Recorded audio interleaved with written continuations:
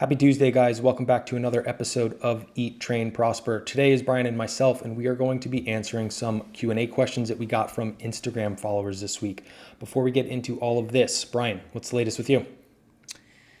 I'm about a week into my diet now, and after immediately dropping 4 pounds into the 195s, I had a weird day yesterday where I woke up at 197.2. And it was really kind of odd because a lot of people wrote back and were like, it's probably from inflammation because I both worked out and I did 16,000 steps the prior day. But it's weird because like I was walking around that morning before weighing myself after using the bathroom. And I was looking in the mirror and I was like, man, I feel really thin. I bet I'm going to see a 194 on that scale. Like I could just kind of feel it. And then I stepped on the scale and it said 197.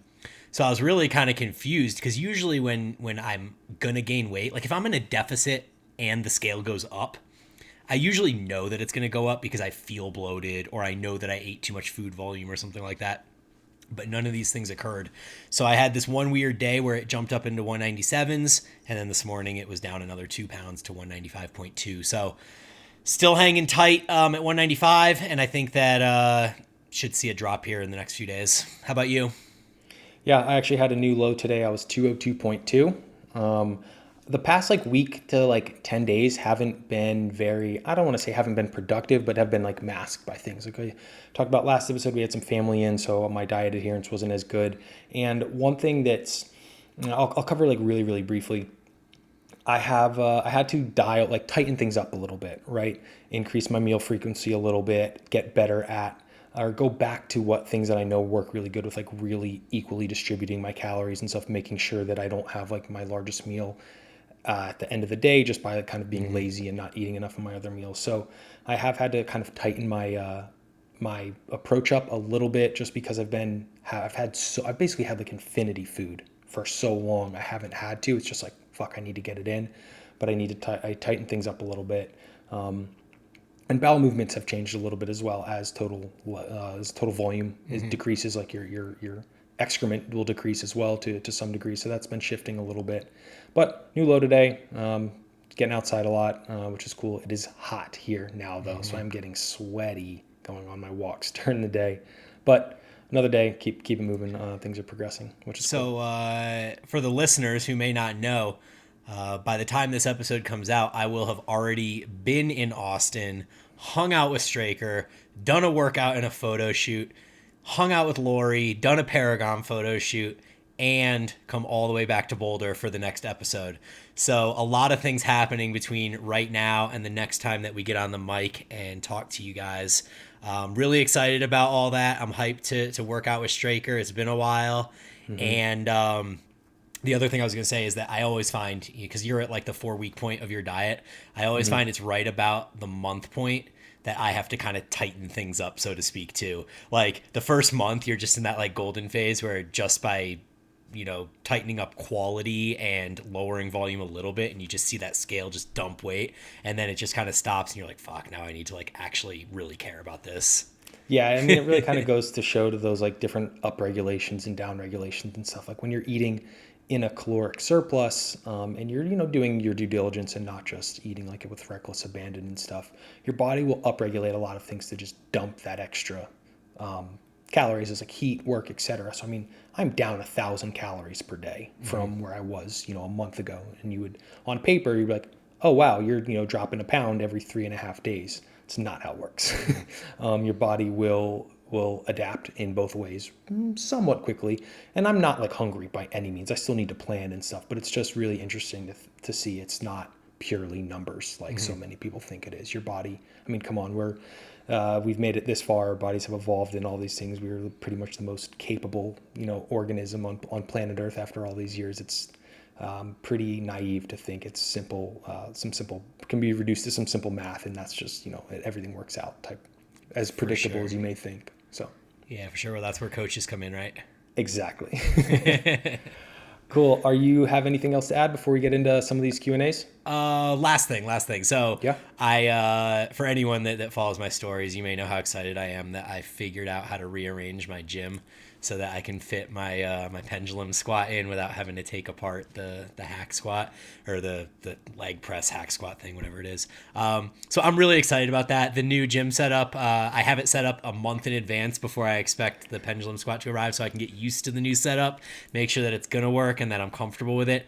Because once that 91-inch pendulum squat comes in, I don't want to have to be rearranging much more. So I think this is probably the last piece of equipment that I can fit in here, but I did make it work. I Tetrised it out a little bit, you know.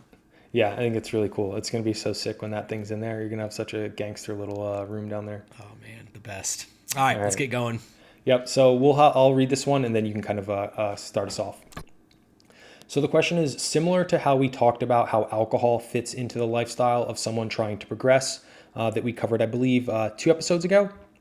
Can we talk about something similarly for weed? The person asking says, I see, weed or marijuana as a calorie-free vice. Even if that's probably not the best way of thinking about it, it works for my current lifestyle. I'm curious your thoughts on the body's reaction to marijuana concerning muscle growth, hypertrophy, fat loss, etc. Bryan, so let's have you kind of kick us off with basically any anecdote or research you have for this one. For sure, yeah. This is actually a question that's like super dear to my heart. The people that are close to me, they know that I do indulge in the marijuana, and the people that are not close to me may or may not know that or gather that from just kind of the way I live my life and whatever. I always am surprised though when people meet me and they're like, "Oh, I had no idea you seem so straight edge." So for whatever it's worth, I do smoke, and in fact, I smoke a decent amount. I would say I started smoking regularly, probably in college, so like 18, 19 years old. I started smoking a few days a week. And then as I kind of got older and became an adult, I always thought, like college Bryan, always thought that once I became an adult that I would stop smoking because that's what degenerates do, and like it decreases motivation and no one successful smokes weed and the way that it's always portrayed in the media. So I really did think, like, even throughout college, I remember being like a college junior or senior and being like, when college is over, I'm just gonna stop smoking, and that's just what it's gonna be. But as we find out, things, you aren't that different post college as you are in college. Like life doesn't change that much. I still was hanging out with a lot of the same people. We were still doing a lot of the same things, and I just kind of continued to smoke. So now at this stage in my life, I'm a dad. I have 2 kids. I run 2 businesses, and I work out and try to stay healthy, and I continue to smoke. In fact, one thing that is probably pretty unique and surprising to people is that I actually prefer to take a very, very small puff right before I work out. So this helps me focus. And for those that do indulge, that it increases the enjoyment of the auditory experience. In my case, that would be the music or the podcast or whatever it is that I'm kind of listening to as I go through my workout. And that's another thing that I never thought would happen. Like even in college, I'd very rarely smoke before working out. Because I just kind of was under the impression that it had this negative consequence on it. And recently there was a Stronger by Science episode. If you guys don't know, Stronger by Science is Trexler and Knuckles, and they put out a lot of really good science-based information. They had a Q&A where someone asked a similar question, and so they always cite research when they're talking about this.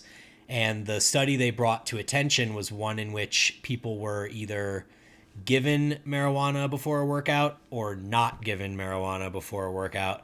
And they found that the people that were given marijuana before the workout had a decrease in performance. I think it was like a rep or a rep and a quarter less than the people that didn't smoke. I do believe in this study, though, that these people were non-users heading into it. So if this is something that you're not used to doing, then it makes complete sense that you would perform the task worse under the condition of intoxication. In my case, I think that because it's something that I'm doing purposefully and have been doing, I don't believe that it's affecting my performance. I would probably have to do some sort of like N of one experiment and take like 2 to 4 weeks, let the stuff get completely out of my system, and then try working out and seeing if, I get an extra rep here or there. But at the end of the day, I don't know if me getting one extra rep on a chest supported T-bar row or something like that, even if I did get an extra rep, I don't know that I would even know. Like, how do I know that that extra rep was because I didn't smoke and instead was not just that I got stronger?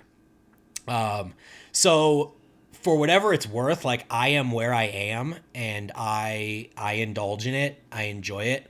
I was actually hesitant to discuss this and I asked Straker, I was like, hey dude, should I like be honest with this or should I temper it a little bit? And I asked my wife too. And both of them said, yeah, be honest. Like, why would you not? And I think that it kind of comes down to the perception thing, like the whole college Bryan who was like, I'm definitely going to stop smoking when I'm an adult because only degenerates do that. And I think, perception wise, if this was 10 or 15 years ago, it might not even be okay for me to feel comfortable here talking about this.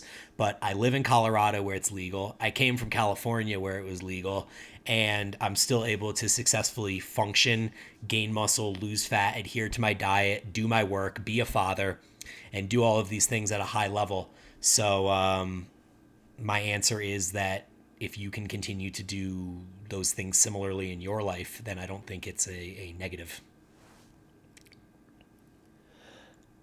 Awesome. Well put. I really I like everything you said in there. And the real reason I wanted to really kind of talk about it in this manner is I wouldn't say our beliefs are on other sides of the spectrum, just how we function as individuals are kind of on different sides of the spectrum here.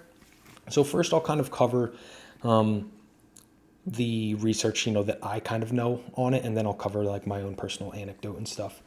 The difficult thing with a lot of this is the difficult thing with a lot of research in general, is the population it's on. So if you look at like marijuana research for, adiposity, which is basically like the science term for fat tissue and different things around metabolism, fat loss, it's generally around on like your gen pop type of people who, I remember when I was reading the average BMI on the group was like 29, which is overweight, bordering on obese. And in terms of, if you want to extrapolate, like how is weed affecting my like fat loss?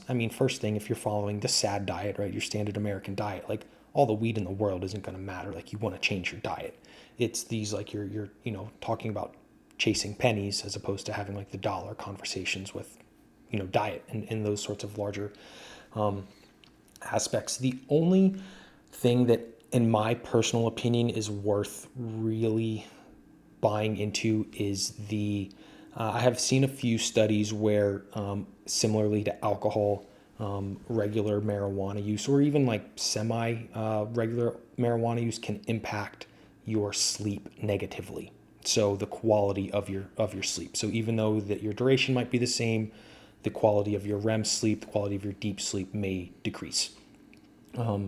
For someone asking or anyone listening, I would recommend running tests, right? So especially if you have like a Whoop or an Aura band or an Aura ring, or something similarly where you can kind of objectively track your sleep, do it. Go like, sober for 3 to 4 weeks or something like that. Get your baselines and then try it with inserting your use.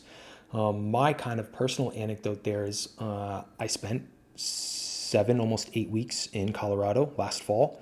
And I wouldn't say I'm like for smoking. I wouldn't say I'm against it. There are times where I will, there are times where I won't.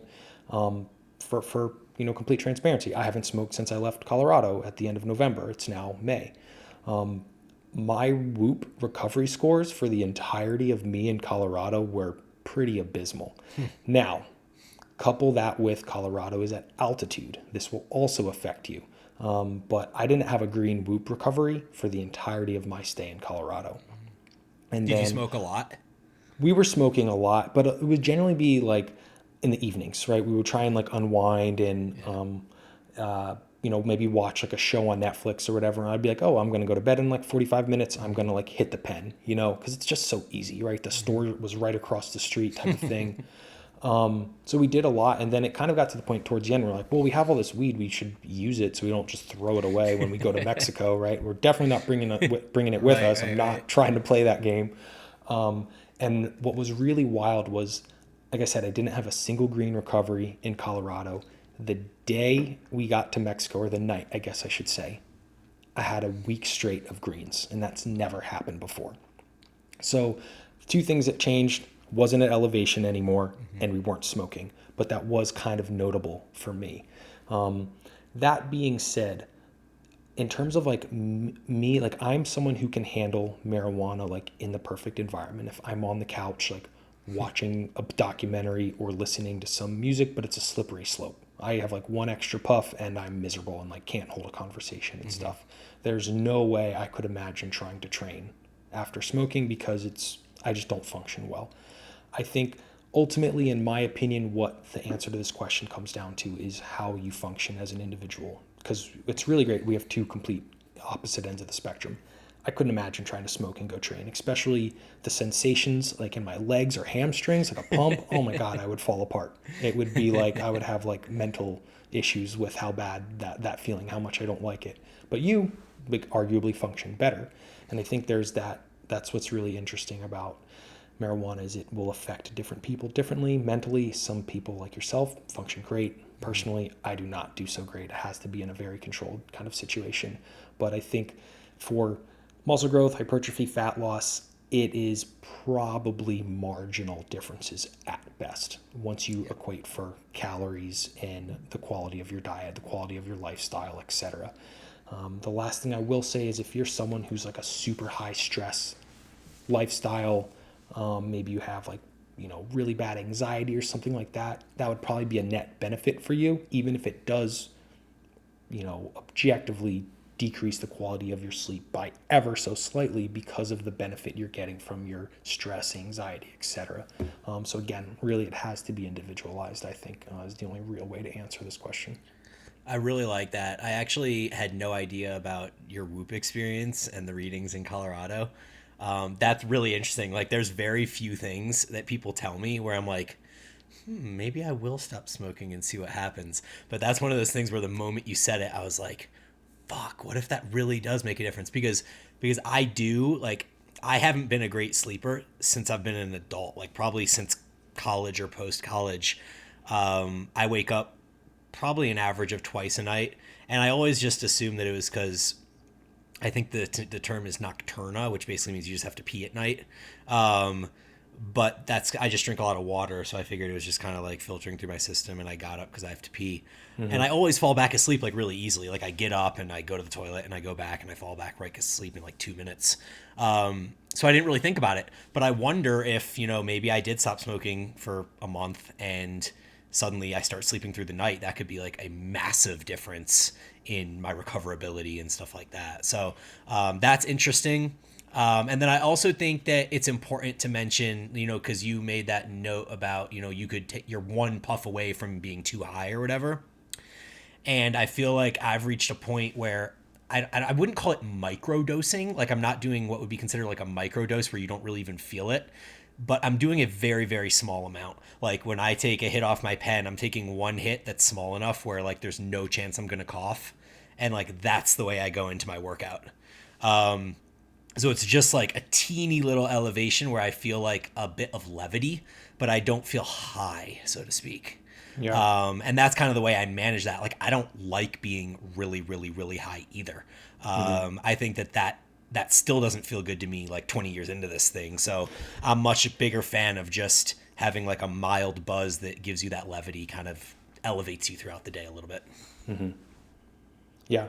And I think one last thing I want to add on that before we move on, even equal, so something that kind of came up, caffeine, right? Of a lot of the studies we have pretty much across the board, caffeine increases exercise performance, right?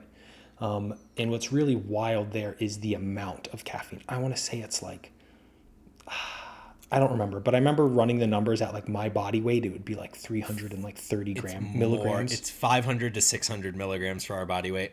Oh my goodness. I would have a panic attack.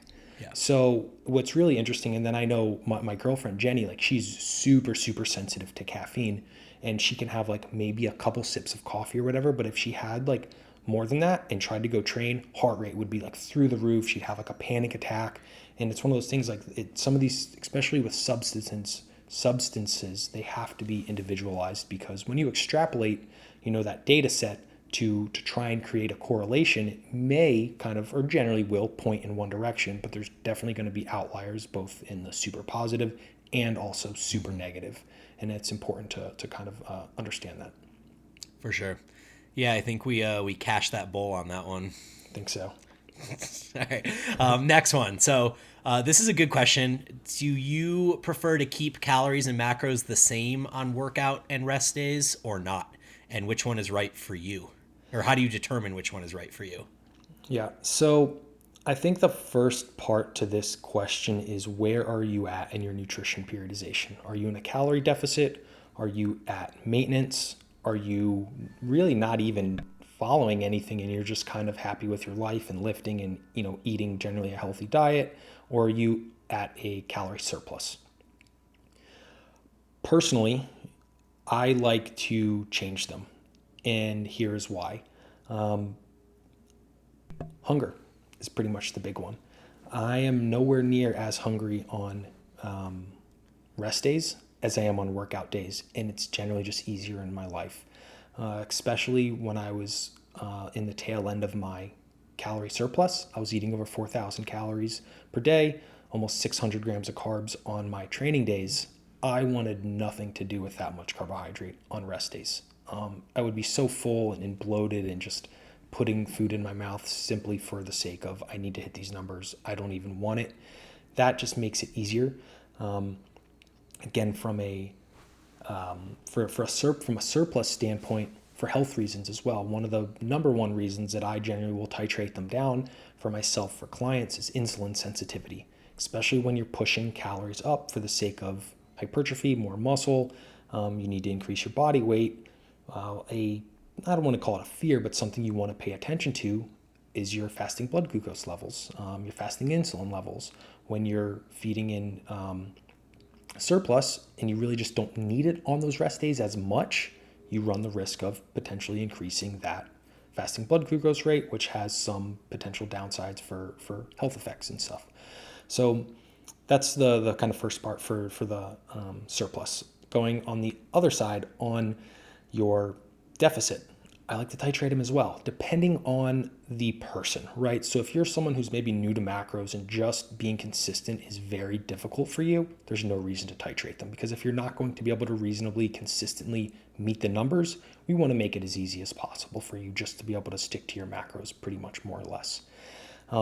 Personally, I again like to titrate them, again, for hunger. I always say there's adaptations up and down, right? Both can be considered generally going up. Most are generally considered positive, but some of the downside is hunger levels and the amount of food basically you have to consistently put in. On my rest days, my hunger is just not there. So I like to bring them down just because I don't have to eat as much. And that is really nice too. So like yesterday, I only had like 200 grams of carbs, and I still had to plan and get to the end of my day, because I was like, oh shit, it's dinner. I have to eat more carbohydrate than I thought I initially planned to. So again, it comes down to a little bit of personal preference, but I like to titrate them for clientele that are comfortable hitting their macros, or able to pivot their days and plan up and down on surpluses or at a deficit. Now, if you're at maintenance, I think it really comes down to preference. And how, like, what are your goals with this maintenance? Is it like, hey, I just want to eat at maintenance. Maybe I am prioritizing other aspects of my life a little bit more, and I'm happy with my body composition and weight, and I just want to stay here. I think keeping them the same is probably for the best there, especially depending on how your hunger is. Or if you wanted to do like a non kind of isocaloric days across the week, you could go like higher on the weekends, lower on the weekdays, or something like that, like we covered last episode. I think would be really beneficial there as well. So I think, to kind of wrap up my standpoint on it, how easy is it for you to meet your macros every single day? If it's kind of difficult, I don't care what it is. I think you should just keep them the same just so you can hit your numbers consistently, because consistency is the ultimate thing that's going to determine how well you can progress regardless. If that's easy for you, if pivoting is easy, if you're really good at planning, I do think there is benefit for titrating them on the caloric surplus side because of insulin sensitivity, on the calorie deficit side because of you can be a little bit more pinpointed with your recovery capacity and kind of pushing on some of your lower activity days or days you just don't necessarily need as much carbohydrate potentially. Bryan, what are your thoughts on all of that? I pretty much agree with all of it. Yeah. Um, I actually think that on a deficit, you could be at a point where your calories are so low that it would make a shit ton more sense for you to save calories to put around your workout in that like 4 hour like intra workout window, peri workout window. Then it would make sense for you to have them like 36 hours away from your workout, right? So, especially on a deficit, I think that makes way more sense. I think it also kind of depends when you train. So let's say if you're like a 6 a.m. or a 5 a.m. trainer, you're training in the morning, then you probably need those calories the prior day. Like you need to eat a really big, robust meal before you go to bed because you're not going to have sufficient calories in you when you go to train in the morning. On the other side of the coin, if you train in the afternoon or in the early evening, then I think that it makes way more sense to eat a little bit less on the other day and use some of those calories on the training day. I know that when I am cutting, the days that I'm not working out, I'm just like, because I work out at like 8 or 9 a.m., I'm just really happy to not have to do the things that go around, creating my peri workout window nutrition. And so I just choose to fast until I get hungry, basically, on the days that I don't work out. Because I'm having a protein shake at 7 a.m. or 7:30 on the days I do work out. So on the days I don't work out, if I can make it till 12 or 1 or 2 and just not really think about food and just work, those are the times that I'm most productive. So from like a personal preference standpoint, that really works for me. And I found that when I eat intuitively, like I kind of have been over the last 6 months since the end of my last cut, I I tend to follow the same structure. So I almost just have this habit that I tend to fast for a while on non-workout days, and then I tend to prioritize peri-workout nutrition on the workout days, and it just ends up being that I eat more food on those days as a result of it. Yeah, I really like what you said about if you train like first thing in the morning, especially after a rest day. That was a really good point. I didn't think to cover that one, but yeah, because at that point you were basically going into your workout somewhat, glycogen depleted, and that workout is probably going to suck if you don't have sufficient carbohydrate coming in. Yeah, I Really mean, good point. especially if you have like a robust meal the night before, like some with some slow digesting, like a steak and like potatoes or oatmeal or something like that. Like you'll still have that energy in you in the morning when you go to work out. Yeah, definitely. Cool. The next question we have is the best set and rep range to maximize strength and grow muscle. I mean, this is like I feel like there's so many ways in which we could take this question. I think we covered a similar question on a different episode, and I remember my answer being something along the lines of whatever area and rep range between 6 and 30 is your preferred way to train is fine. I think the difference between this question and that one is that this is both strength and grow muscle. So I think that the simple answer to this is 5 to 10 rep range. Like I know that when I'm thinking like power building or strength and size, like that's kind of where I hang out because anything under 5 is going to be mostly strength, and anything over 10 you're starting to get into a little bit of muscular endurance. 10 would be what I would kind of reserve for the smaller movements. Like I'd probably do my curls and triceps and delt work at 10, and then I'd probably go like 5 to 7 or 5 to 8 for most compounds. But that also, like, it really comes down to personal preference. We know you can get strong in any rep range. So this doesn't say that he wants maximal strength. He wants to maximize strength. So I think ultimately it still comes back to like between 6 and 30 reps. Like, where do you like to train? Where do you stay motivated? Where do you get the best subjective signs of an effective workout of stimulus, right? And I don't really have a whole lot to add since the question wasn't super specific. What do you say? Yeah, so some people are probably going to get mad at me for answering the question this way, but words are important, right? I'm a big believer of that, and how you phrase things are important. So the question is basically, what is the best set and rep range to maximize strength and grow muscle? So to kind of cover it from a philosophical standpoint, if you're looking to maximize strength and grow muscle, meaning chasing two rabbits at the same time, and you're basically having a trade-off of I'm going to trade off purely my attempt of growing muscle, and I'm also going to trade off purely my attempt at maximizing strength to achieve both at the same time.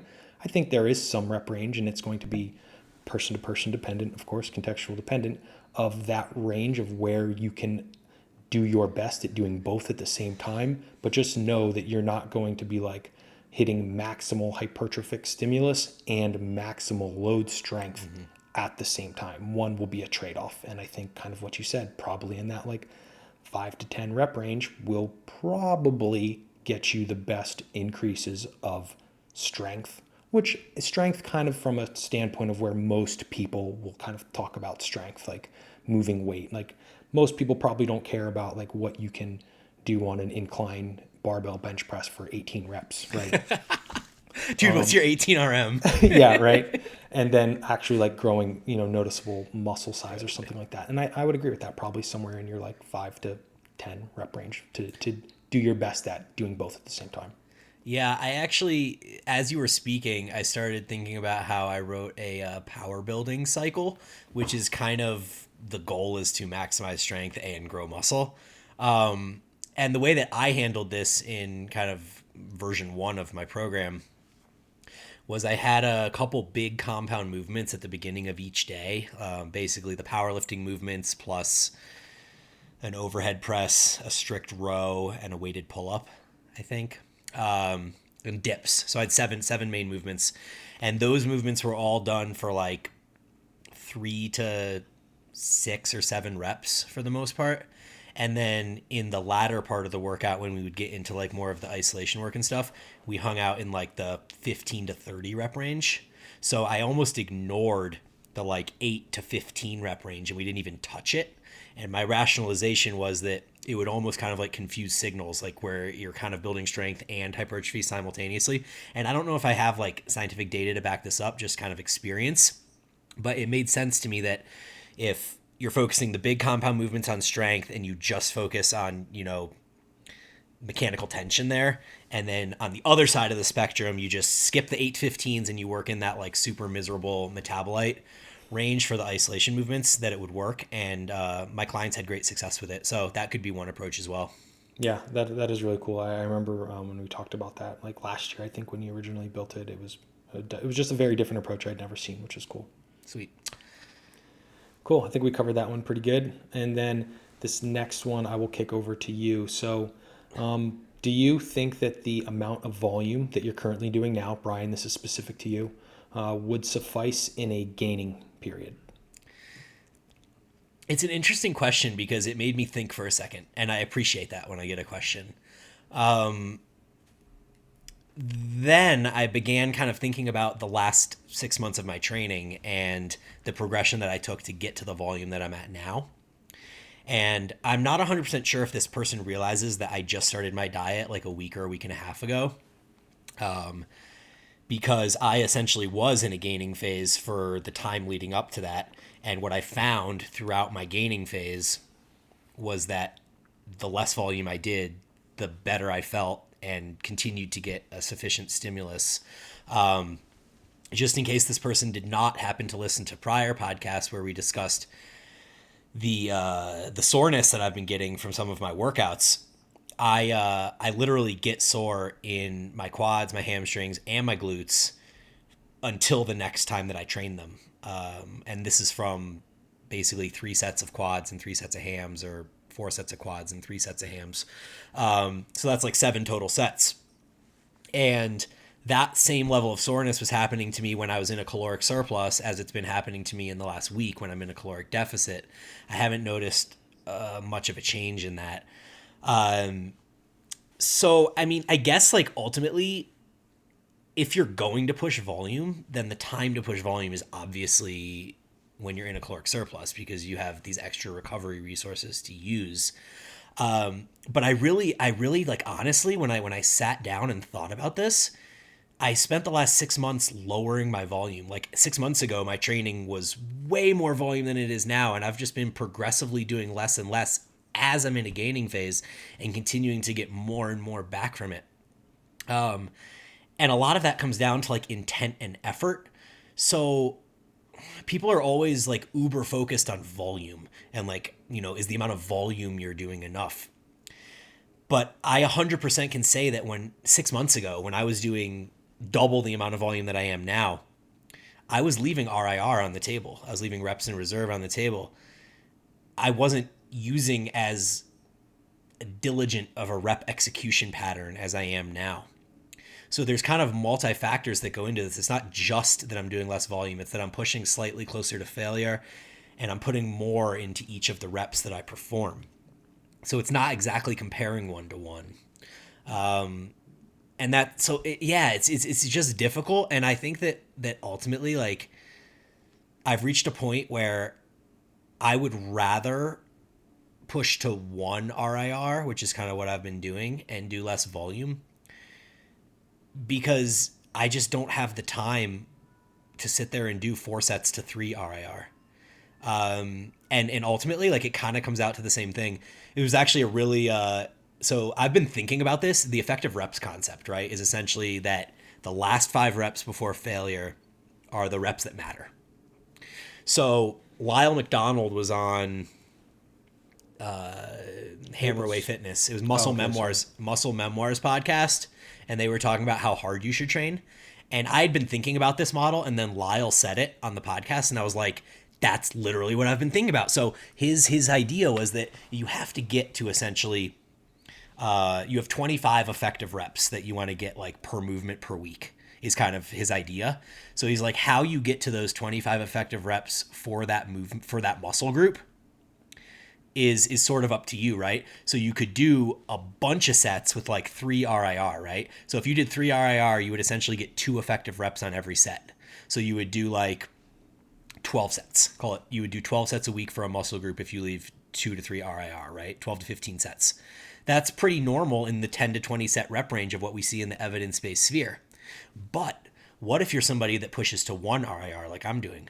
Well, now you're getting 4 effective reps on every set. So now your volume is like 6 to 8 sets per week, gets you the same amount of effective reps as what 12 to 15 sets was getting you.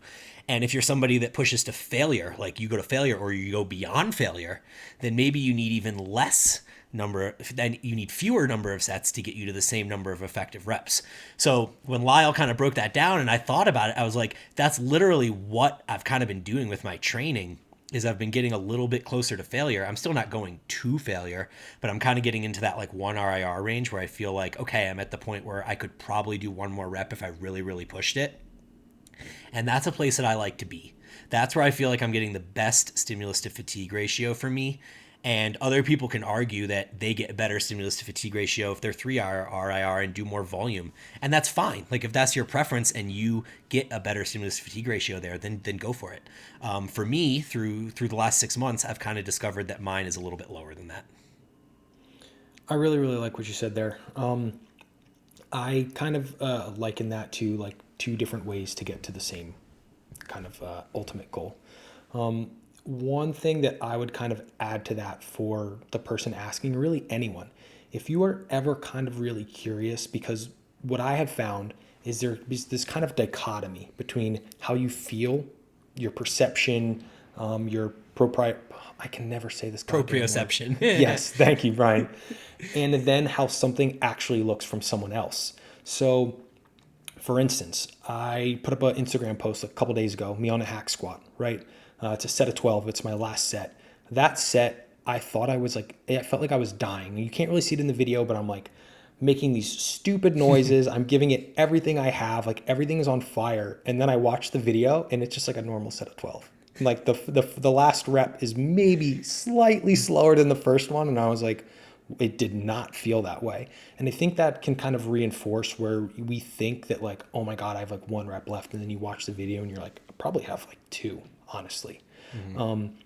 So I think that can really help some people with that too, is like really there's like a dichotomy between how hard you're really training, how you feel, and then what an objective like video kind of looks like, especially when you watch yourself and compare it to the feelings you had with it. Did you happen to see Jeff Nippard uploaded a YouTube video the other day about how hard you should train as And well? him doing like a bunch of different movements, like And 6 then of them or something like with the that. with the showing the rep speed slow down. Yes. Yep. So that was a really, really well done video. I agree. And I think that the takeaway from that is like when you look at kind of the rep speed, like he literally had a timer, like a stopwatch that was going off from the moment you would start a rep to the moment that he would lock it out. And for most movements, the first few reps, first 8 reps or whatever, were like 1 second or 0.9 or 1.1 or whatever. They were pretty fast concentric because he was explosive. And then it would be like 1.6, 1.9, 2.6, and you would just see this like exponential decrease in rep speed. And kind of the ultimate point at the end was that once you get to a point where your rep speed is essentially doubling to get from the bottom to the top or from the top to the bottom, depending on the movement, to do the concentric. Once it takes you double as long to do the concentric, you've essentially done enough to create a stimulus. So when you're thinking about how to implement this on your own, dear listener, if your concentric speed is not slowing down at the end of your set, you're just not working hard enough. And if it's slowing down to the point that it's taking you 5 or 7 seconds to complete that final rep, you might be working a little bit too hard. So I think like a 2 to 3 second concentric is probably like a pretty solid place to be for most movements if you're trying to lift the weight as fast as you possibly can. Yep. I think that like, yeah, that Jeff post, or I forget if it was a post or a full video on YouTube. He had like a really good video, yeah. It's really, really good. And he does take them to like true failure where those last reps are like grindy, and it's really good. I would recommend watching it and then videoing yourself and seeing if you're, like I said, if your own subjective perceptions matches up with what you see in the video. But really good point there, Brian. Cool. So next question, I think this is actually a quick one. We could have moved this to rapid fire, but why or when should you use the legs in the bench press? In my opinion, when you are trying to lift maximal load or, progress in like your strength rep ranges, as opposed to like hypertrophic rep ranges.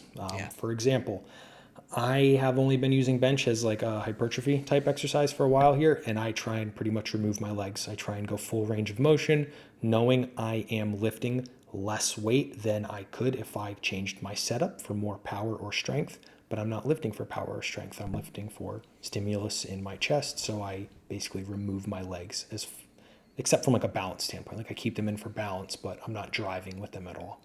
What do you have to add to that? Yeah, I agree. I think that when you're benching for hypertrophy, you actually want to use as little of the rest of your body as possible. So I would try not to use your legs. I would try not to arch your back or elevate your chest. Like you want literally to get as much range of motion as you can while staying within like a safe spectrum of movement. And I've even seen, like, back to Jeff Nippard, he recently, like, he does powerlifting, but he also does feet up bench press, where he uses significantly less weight than he does when he does his powerlifting bench press. And he does that specifically for hypertrophy purposes to get stronger at, or to build his chest, which then helps his powerlifting. So, two sort of different movements, and I think it really depends on your purpose. Yeah. All right, Aaron, next question. If carbs have so much research, why are people still pushing fat adaptation for high-fat diet? Okay. Well, I don't want to really offend anyone or trigger anyone. Some of it is charlatan. Some people have built their niche or whatever off of that, and they will just push it until they die. Perfectly fine. I guess that's perfectly fine. I mean, I don't agree with it, but whatever. The other kind of thing I really believe, so this is, again, to my best knowledge, there isn't a very sufficient really base or what's sufficient level of evidence surrounding this particular thing that I'm about to say. The people who generally, in my experience that I have found with clients that I've worked with, the people who do better with a higher fat approach generally have some varying degree of like digestive issues. And here's why. When you consider protein, carbohydrate, and fat, an overwhelming majority of digestive issues are exacerbated by carbohydrates, specifically because we have soluble fiber, insoluble fiber that we personally, as an organism, may not digest. That does not mean microorganisms, basically bacteria that live inside of us in our digestive tract, cannot digest these.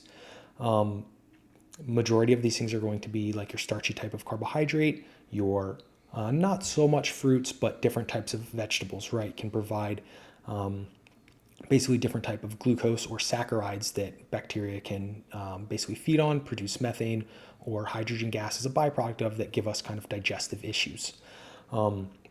So generally some of those people who say, hey, I just do better with higher fats. Like I have a client right now who is saying like, I can't eat this many carbohydrate. And I'm like, as we're going through the process, I'm like, we're only eating like 170 grams of carbohydrate. And he's not a small guy. He's like 6 foot, 200 pounds. So I'm like, there's a reason why, and as we kind of dug deeper, he has a lot of digestive issues going on, which we kind of uncover now. We're going through the rounds there of digging deeper with that. The other type of, so that's like one, kind of class of person, I would say. The other kind of class of person, I would say, who generally does better with a higher fat diet are people with glucose sensitivity issues.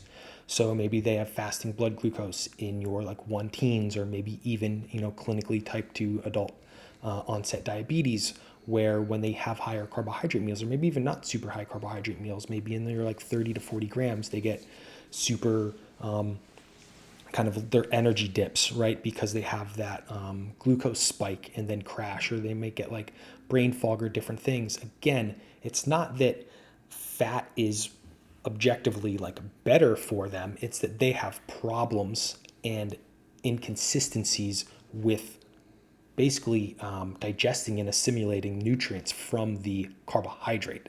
So again, these are depending on where you come into your like nutrition or basically your nutrition information. This isn't a lot of like your low level stuff, or sorry, high level stuff that a lot of people are talking about. You generally have to dig a little bit deeper into like your nutritional your functional nutrition type principles and some of the people that are in that space to get into this information. But a lot of it's like testing. If you give me someone who has, says that, I'm going to bet my money on that if we do testing, they have, glucose insensitive or glucose sensitive or insulin sensitivity issues from glucose, or some sort of gut dysbiosis, dysregulation in that regard. The last kind of classification of person I would say are people who just have found themselves in that way, and they do become fat adapted, right? The more fat you eat, the more fat you oxidize. Conversely, if you are carbohydrate adapted, like the majority of us are, the more carbohydrate you eat, the more carbohydrate you oxidize. But assuming that someone, doesn't have glucose insensitivity issues, doesn't have any kind of digestive issues from the fermenting of the different, carbohydrate or vegetables, I would say an overwhelming majority of the people are going to objectively do better with the carbohydrate, assuming people are created equal from those standpoints I said there. So that is kind of my spiel there. I know we could go a lot deeper on it, but I know we have some other questions to get into, but that is my opinion from everything I've seen or read there. Bryan, do you have anything to add to I that don't have there? much to add. I mean, my only statement would just be that because we know that if protein is matched, that you can pretty much go high fat or high carb and still lose weight or gain weight and build muscle and lose fat and all that stuff, that there's always going to be people out there that decide that they want to promote a higher fat approach, and there's going to be people that decide they want to promote a higher carb approach, and they both work. So they're going to have testimonials and examples of both because they both work. So that's all I got there. I have one last thing to kind of add on to that, I guess technically too. For the Oh, I just completely forgot what I was going to say about it. Okay, let me think really hard, real quick. For the higher fat, right? Okay, what I would recommend, a little challenge to the listeners: look up some of your overfeeding studies comparing high fat and high carbohydrate, especially if you can find any overfeeding studies in non-obese or overweight populations. Right? Look up some of those studies. You'll kind of be surprised in what you'll find there. The second thing I will add is, from everything that I've kind of seen from a purely health and longevity standpoint, I believe the higher fat approach is going to be a little bit more advantageous purely from a health standpoint, deeper into your life and maximizing the expectancy of your life. So that is a little bit, it's like a health caveat I did want to add that is different from like your hypertrophy consideration that we normally would talk about. Cool. So the next question we have is pretty much more geared towards Bryan, and it's on reverse pyramid training. How and when would you use it? So I actually really like reverse pyramid training. For the listener, essentially what this means is that you will build up slowly with ramp up sets to your heaviest weight for the day. You'll do your heaviest set, and then you'll do a series of back off sets. So the way this might look in implementation is, say we're doing a back squat, and your goal is to get to a top set of 4 to 6 reps. So you would do your ramp up sets. You'd make sure that you're not going like 15, 12, 10, 8, 6 to get to your top set, because that is actually a standard pyramid. That is not a reverse pyramid. So the way that you would work to that top set is in a manner that creates the least fatigue possible. So I'm trying to get to like a 4 to 6 rep set of back squats with the least fatigue possible. I'm essentially going to do like 135 for 8, 225 for 4, 275 for 2, 315 for 1, and then 365 for 4 to 6 or something like that, right? So that would be how you would get to your top set in a reverse pyramid. So you're saving as much energy as you can to perform your best on the top set. And then you would do your back off sets where you might do like less weight. You would rest as you normally would. And then you would do less weight for 8 to 10 reps, and then rest, and then less weight for 10 to 15 reps or something like that. I also wrote a reverse pyramid cycle. So I'm very familiar with this. And to be honest, like my preferred way of training is top set plus back off set, or 2 back off sets. But I really like the notion of mentally just gearing up for 1 top set, right? So it's not like I have to build up to my top set of 4 to 6 back squats, and then I do my top set of 4 to 6, and then I'm like, all right, 2 more sets of 4 to 6 to go. And you're just like sitting there like, fuck, that was such a grind, you know? It's like, the cool thing about the top set is that you do your top set, you focus on that being like your progression point, right? Like each week, that's the thing you're trying to beat. And then you get your additional volume in through this series of back off sets at decreasing weights that allow you to kind of hit the different rep ranges, the different muscle fiber types, et cetera, cause the different kind of cascade of responses that will occur. So I really enjoy it. And I can't remember the last time that I actually did anything other than work to a top set in the manner that I described. Like the alternative would be 15, 12, 10, 8, 6, or 12, 10, 8, 6, 4, or something like that, where you're doing all of this extra volume leading up to it, and then you're underperforming on your top set because you're so fatigued going into it. So I think there's a lot of utility for it. I think it fits really well into like just the way that you train. But I also think it could be like a cycle within your year. Like there's no reason you couldn't do like a 3 or 4 month like reverse pyramid dedicated focus and then go back to straight sets or whatever it is that you like to do as well. So it's really just a tool in the toolbox, and there's nothing magical about it as much as it just might be a personal preference and you get a good response from it.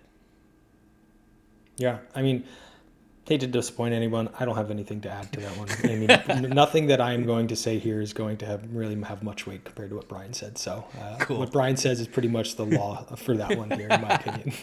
All right, well, let's do rapid fire. We have like 3 super quick questions. I actually moved one of the ones that was on rapid fire to our Q&A for next week.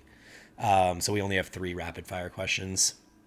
First one to you, Aaron. What do you eat when the nighttime munchies hit? Aaron doesn't get nighttime munchies because I plan. I mean, I hate to break it down to people, but if you're, getting to the end of the night and you're starving or something like that, move your dinner back a little bit, split your meals a little bit differently. Don't blow all of your carbohydrate and fat at breakfast when you know you need to pretty much plan better.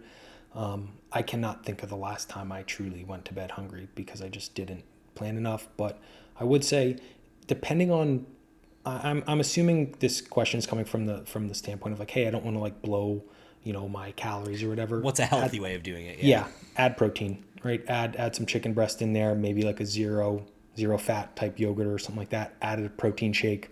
If you're really hungry, I think there's adding just like a pure protein, basically, or protein vegetable is going to be the safest bet there, in my opinion. Yeah, I can't remember the last time that I didn't brush my teeth immediately after dinner. It's been years, but I have to do that because if I don't, like, I will hit the nighttime munchies and it won't be pretty. So I do. I just like it's now a habit. It's lifestyle. I finish dinner and the first thing I do after dinner is I just brush my teeth and then it's over. It's just out of my mind. I don't think about it. What I think's funny is how we have like the two different approaches. Because me, like, I could brush my teeth after dinner, but like, say I was hungry, I'm like, I don't give You a would just shit eat. that I just brushed my teeth. I'm gonna eat again and then brush my teeth again. Yeah. So I guess when I look back to Bryan before 7 p.m. brushing, if I really wanted to go crazy, I would just open up a box of Perfect bars and have like four of them. But since we're looking for something healthy, I remember when I was in a dieting phase or whatever, I was trying to focus on was I was eating the quality of the food, and I had those nighttime munchies. My go-to would always be a Skyr yogurt, like one of those individual Skyr yogurts. It has 15 grams of protein and 2 grams of fat, and then I would chop up half of a protein bar of some sort. Like I really used to like those crunch bars that were kind of like wafers. I think they're called Crunch, Power Crunch. So I used to do those, but then I kind of just went to like half a Perfect bar. So yeah, just yogurt and some sort of like something to put in the yogurt so that it gives it a bit of a crunch. So nuts would work too, or something like that. Yeah, But like berries. berries, yeah, berries. I mean, any of that stuff's good. So that would be my go-to. Yeah. Aaron, what are the best recovery foods after heavy lifting? Yeah, so basically what I'm going to say there is you want adequate protein. That's going to help. So basically take your total daily protein intake, divide that by the number of meals you generally eat. Let's say four for simplicity's sake. Have a quarter of your day's protein with that meal. Your post heavy lifting, and then in terms of carbohydrate, I think it's best to do both a starchy carbohydrate and a fructose. So like a banana could be really really good post for the fruit because it's kind of like both a fructose and a starch depending on the ripeness of the banana. Also for starches, like some, like you could do like rice cakes is a good one there. You could even do like salted pretzels if something you want to keep in your car. Oats, cream of rice, or full-blown rice if you want to do like a real meal. But basically higher in protein, higher in starchy carb, and then I also like to add a little bit of fructose from a fruit standpoint, and then generally keep your fats a little bit lower in this meal just because you want it to digest faster to hit the bloodstream and assimilate quickly. Yeah, I agree. I mean, as most of you guys know, I basically just have whey protein mixed with Gatorade powder, pre-workout, mid-workout, post-workout. That's just what I do. So kind of the same idea. Yeah, protein and carbs is what it comes down to pretty much. Yeah. All right, last question. Yeah. So last question we have is, does creatine work? Will it make me gain weight? You want to kick this one off first, Bryan? Creatine absolutely works. I really don't know that there's much I could say that like you wouldn't hear a lot better by listening to episode number 41 of the Iron Culture podcast, which is titled Everything You Ever Wanted to Know About Creatine. It's an hour and a half with the world's foremost researcher on creatine, and it is not only does it not only work for it does work for what 70% of people, and then 30% of people are non-responders. Is that right? Yeah. Yeah. So about 70% of people it absolutely works for. You will gain weight. You'll gain water weight, probably 2 to 5 pounds of water weight, maybe. Aaron can clean that up for me if I'm wrong with that. But it has so many benefits that even expand beyond what it does for your body. I was amazed at the cognitive benefits that it has throughout life, and especially post 50 years old. They say that it is really, really responsible for keeping cognitive function as we get older. So it's just kind of like the closest thing we have to like a magical substance. And I would encourage everybody to take it and make sure and check if you're one of the 70% that responds to it. And Aaron, Yeah. how would someone know if they're a responder or non-responder to it? So, I mean, that's really kind of hard. I was thinking back to, I remember the first time I took creatine when I was 16 years old, and it was like, I was like, this is what steroids are like. Like, it was incredible after like a week and a half, like the difference I had in like cellular swelling and all of these things. I don't know off the top of my head how someone would tell if they're a non-responder. I would say if your weight doesn't change at all, potentially, or maybe I know some people it does cause gastric distress with, so that could potentially be linked to it. But off the top of my head, I'm not sure how you would identify if you are a non-responder. Yeah. Go ahead with your part. That was just my final question on it. Okay, yeah. So does creatine work? Pretty much, almost not cleanly across the board, but like Bryan said, about 70%. If you're someone who's lifting weights, there's no reason not to be taking creatine. It is very inexpensive. It is probably the single most studied supplement, and with consistent findings across the board. There's really no reason not to be taking it. Will it make me gain weight? Some level of weight, but like Bryan said, a lot of it is water weight, and a lot of that water weight is intracellular water weight. So technically it's gains. If you were to get like, a DEXA or something like that done, you will have a little bit of extracellular water retention as well. But for the most part, it's inside the muscle because that's how it works. You're providing that creatine in much higher concentrations inside the cell for basically to help ATP production. So will it make me gain weight? Potentially a little bit, but majority of that is going to be quality weight as like gains. The last thing I will kind of add, you don't need to load it. I don't recommend anyone actually load it because it will just kind of increase the potential incidence of gastric distress. So don't go crazy putting like 20, 25 grams per day for like 5 days until you reach saturation. Everyone will reach saturation at a little bit different of a time frame or a duration, depending on your weight. Look up I forget the exact number on how much to do, but it generally works out to be like between like 3 to like 7 grams per person. That's like your range, depending on your weight. Last thing to add, yes, take it on your non-training days as well, because like I said, it works by saturation. So you always want the muscle bellies and really muscle cells saturated with that creatine. It's not something that you only need to take on training days. But I mean, yeah, pretty much take it. It will help to some varying degree unless you have, gastric issues with it or are a non-responder. Yeah, totally. I pretty much co-sign all of that, and it's good stuff. I don't really have much more. Last thing to add, the majority is generally creatine monohydrate studied. Good. There's a bunch of different ones like creatine ethyl ester, creatine hydrochloric. Different supplement companies will make claims. I'm not super up to date on the latest. The last time I checked, there was nothing too concrete from what I can remember saying that any of the other forms were consistently better than creatine monohydrate. So just buy creatine monohydrate. Crea Pure is generally the most, the cleanest form, or the most, I don't want to say bioavailable. I can't think of the right terminology they use, but it's basically like a patented method. And then it's a company from Germany that licenses out that like patented method for creation to different companies. So just check if you want the cleanest, pretty much Crea Pure is what that is. And it's, I want to say it's like $10 to $11 US for like a 40-day, 50-day supply or something like that. It's really inexpensive. Yep. And just to last thing, Aaron mentioned that you don't need to load it, so definitely don't do that. And then people also sometimes think like, oh, I need to take it before or after my workout. But like he said, your muscles get saturated with it, so it doesn't act acutely like upon you taking it. It's just like a thing over the course of time. So it doesn't really matter when you take it each day. Yep, great addition. Cool. Anything to add on this episode for the Instagram Q&A, Bryan? No, I think we're going to hit the second part of the Q&A next week. So if you guys have any additional questions, feel free to drop them to us.